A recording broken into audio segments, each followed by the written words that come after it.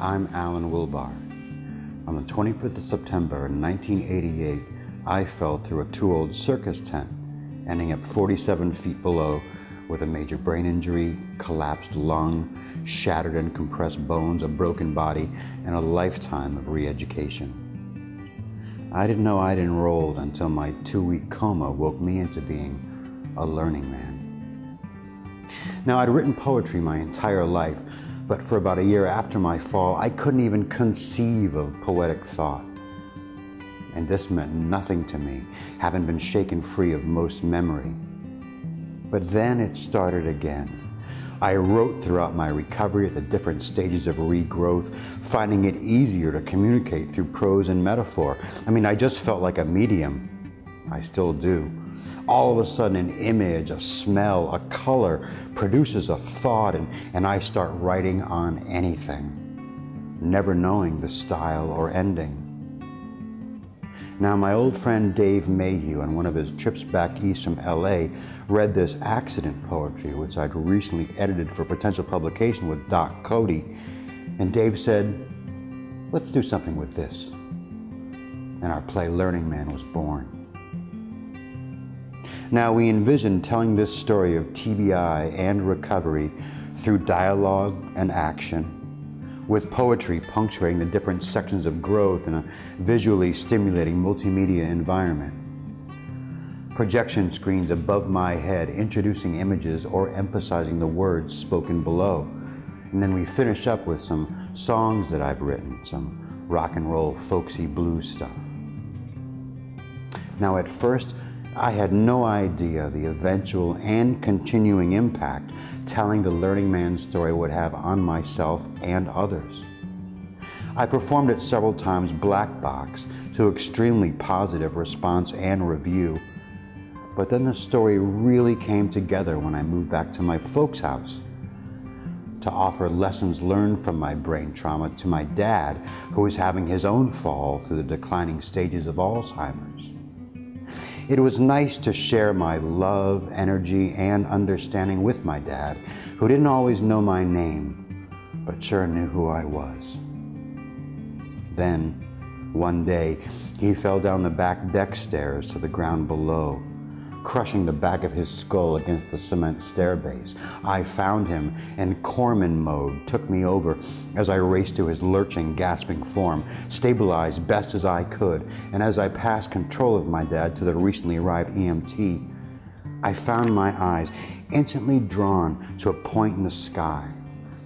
That same piece of sky I'd noticed him gazing at about a week before, his nose against the screen saying, "I want to go. I want to go." So I felt myself staring at this piece of sky just above the lilac bush. And I heard him, I felt him saying, "It is now complete. Tell your story."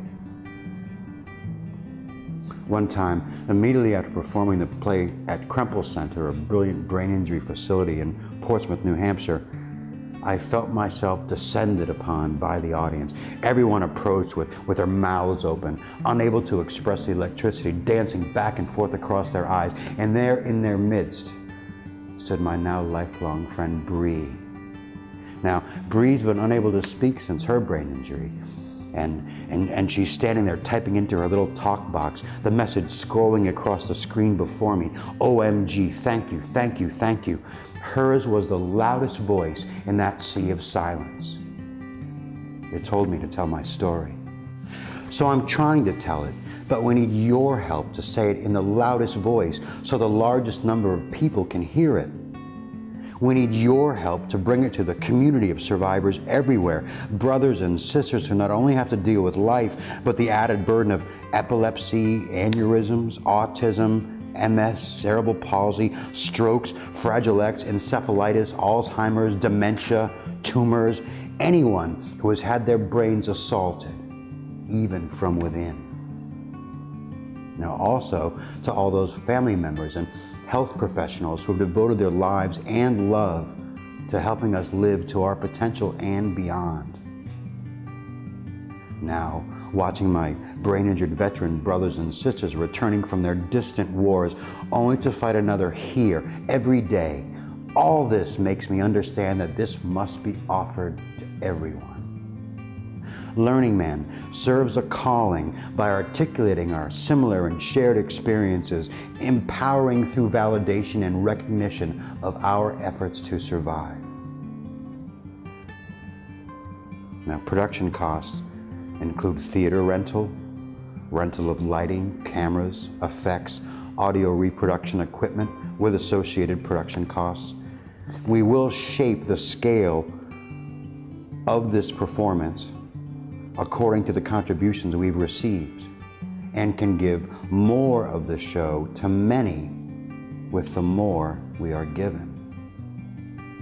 And I'm proud to say several members of the crew are themselves survivors, lending their spirit, talent, skills, and belief to our project.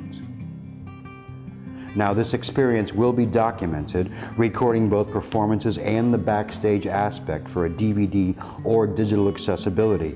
We'd love to present Learning Man to everyone, especially our brothers and sisters who in the vast survivors network who live near and far, so maybe they can pick up a bit of the magic this has created. Please, be a part of this. We thank everyone who has gotten us to this point. We couldn't have done it without you. We're almost there. Of course, for anyone who has so graciously offered to help, now is the time. Learning Man has a mission: to speak and sing for those who cannot, to give a voice to their silent suffering, to help bring greater public awareness and understanding of our journey. I mean, we didn't choose it, but we can choose the destination, and your gift will help show the way. Thank you. I have designed and created this fictitious unit patch to commemorate our service to ourselves, our brain injuries, and each other. Unit response has been phenomenal, with over 250 issued to unit members worldwide.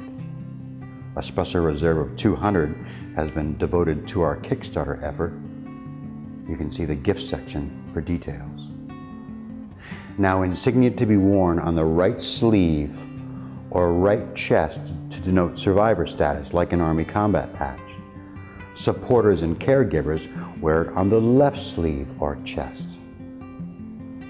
Now, our unit is the 2509th Brain Bardment Group. We are a large force, and we do usually bard a bit about our experiences. Our motto is N'oubliez pas, because we'll never forget what we sometimes can't remember. That is all.